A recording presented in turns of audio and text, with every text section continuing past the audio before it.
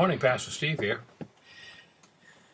Luke, 4th chapter, Jesus came to Nazareth where he had been brought up, and as was custom, he went to the synagogue on the Sabbath day and stood up to read.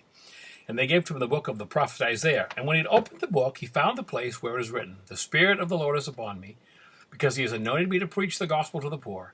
He has sent me to heal the brokenhearted, to preach deliverance to the captives and recovering of sight to the blind, to set at liberty them that are bruised." And then he said, "It's fulfilled today." And they all got all upset.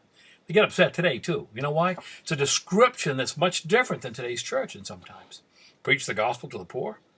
In my area, when one man decided to reach out to the poor and the homeless in our region, 80% of his church headed out the door and took their checkbooks with them. And they didn't leave to preach to the poor, I guarantee you that. It was to gather with the comfortable.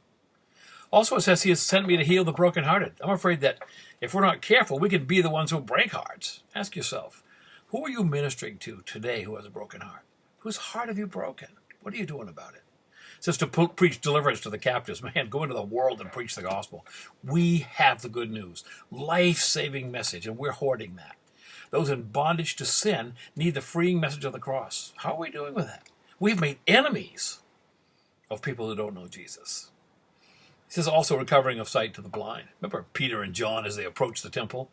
A man said, "Oh, alms, give me some money." They said, "Silver and gold have I none, but in Jesus' name, get up and walk." One church leader is supposed to have proudly said, "Well, nowadays we cannot say silver and gold have I none anymore." And the man that he was with looked at him and said, No, but we can't say rise and walk either. And then he says to set at liberty them that are bruised. Maybe we're the ones who hurt and bruise instead of setting them free. Maybe we need the attitude of that Samaritan. Remember him? He found the guy beat up beside the road after the religious people had walked by, and he gave of his time, and he gave of his stuff, and he gave of his money to meet the needs and heal a stranger. A good question is, I guess, what stands in my way or your way of preaching to the poor and binding up the wounds and setting people free? You ponder that, Pastor Steve.